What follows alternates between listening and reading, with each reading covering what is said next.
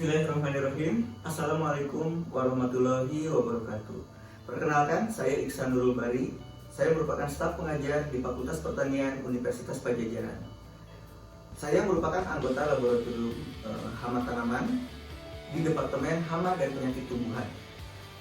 Video ajar ini akan membahas tentang klasifikasi dan identifikasi hama tikus. Tujuan dilakukan pengklasifikasian makhluk hidup adalah untuk memudah mengenali, membandingkan, dan mempelajari makhluk hidup. Tentunya ini akan sangat membantu jika kita mengkomunikasikannya di level nasional atau bahkan internasional, maka kita akan memiliki persepsi yang sama terhadap objek yang akan didiskusikan. Dalam klasifikasi, tikus termasuk ke dalam kerajaan Animalia atau hewan-hewanan. Berikutnya, tikus juga termasuk ke dalam filum Chordata atau yang memiliki tulang belakang, ya, vertebrata. Terus berikutnya adalah termasuk ke dalam kelas Mamalia atau hewan yang menyusui, ke dalam ordo Rodentia atau Rodentia. Ini merupakan kelompok hewan yang memiliki gigi seri yang berfungsi untuk mengerat. Ya. Jadi hewan dalam ordo Rodentia ini tidak memiliki gigi taring. Ya. Gigi taringnya itu kosong, ya, berupa celah yang berupa diastema. Berikutnya, tikus masuk ke dalam famili Muridae.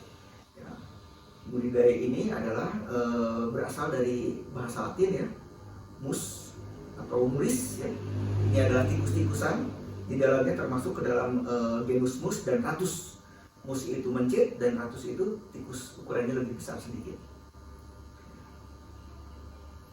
Oke, berikutnya, jika kita ingin mengidentifikasi tikus, ada dua pendekatan yang umum dilakukan oleh para peneliti.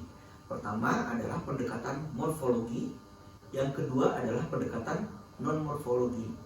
Jika kita mengidentifikasi melalui pendekatan morfologi, maka kita akan membanding-bandingkan tentang bentuk tubuhnya, ukurannya, warnanya, dan lain sebagainya.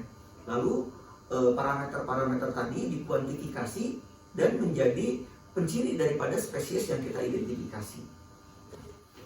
Seperti pada gambar berikut, ya, tikus itu pada dasarnya terdiri dari bagian kepala, bagian badan, dan bagian ekor. Ya, dimana pada bagian kepala, ya, terdapat telinga, sepasang telinga, ya, biasanya tidak berambut.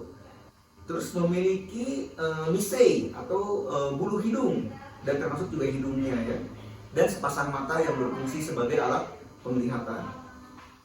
Pada bagian badan terdapat dua pasang kaki di depan dan di belakang. Di depan jumlah jarinya adalah 4. Sedangkan yang di belakang adalah memiliki 5 jari. Ini merupakan ciri khas tikus. Berikutnya memiliki ekor yang umumnya bersisik. Nah, ini panjang ekor biasanya itu bisa menjadi penciri daripada spesies tikus. Biasanya kalau tikusnya senang manjat-manjat, ya, yang aerial, itu memiliki ekor yang lebih panjang karena ekor itu memiliki fungsi sebagai alat keseimbangan. Sedangkan tikus-tikus terestrial atau yang merayap, ya, tidak bisa naik-naik, itu biasanya memiliki ekor yang lebih pendek. Ya. Jadi itu adalah pengenalan karakter morfologi. Ya. Berikutnya kita bisa lihat, ya, bahwa secara morfologi tikus itu bisa dibeda-bedakan berdasarkan warna, berdasarkan panjang, ya. Terus rumus puting susu, dan berikut juga ukuran-ukuran bagian tubuh lainnya. Oke.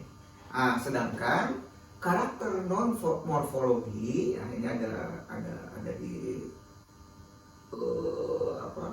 kolom yang paling akhir. Itu biasanya berdasarkan habitatnya. Jika ditemukan di ladang, ya, namanya tikus ladang. Jika ditemukan di sawah, yaitu tikus sawah. Jika ditemukan di rumah, mungkin tikus rumah, gitu ya. Jika ditemukan di atas pohon, mungkin tikus pohon. Nah, itu hanya sebagai pendekatan saja. Tapi kalau misalnya kita ingin mengidentifikasi secara saintifik, mau tidak mau kita harus melakukan analisis-analisis yang lebih kompleks. Ya, misalnya pengukuran morfologi yang seperti tadi diuraikan, atau melakukan tes DNA misalnya, atau melakukan juga identifikasi terhadap struktur daripada tengkoraknya. Oke. Itu sekilas tentang identifikasi tikus. Ya.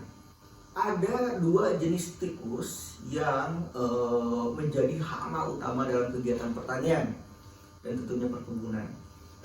Yang pertama adalah tikus sawah, ya, atau Rattus argentifenter, atau di dalam bahasa Inggrisnya itu adalah rice field rat. Ya. Ini memiliki karakter yang unik jika dibandingkan dengan tikus lainnya. Dia memiliki panjang badan antara 304 sampai 400 mm, ya, dengan panjang ekor, ya, 140 sampai 200 mm. Ya.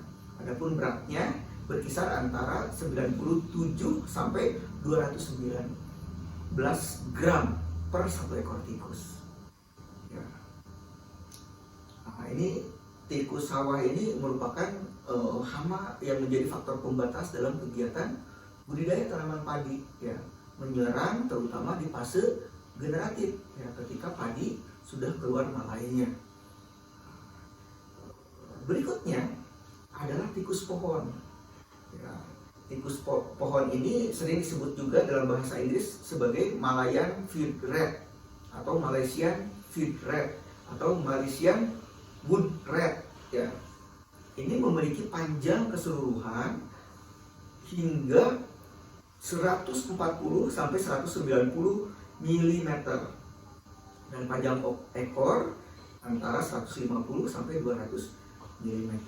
Ya, sedangkan berat badannya ini lebih ringan dibandingkan dengan tikus sawah, yaitu antara 55 gram sampai 150 gram tikus dewasanya.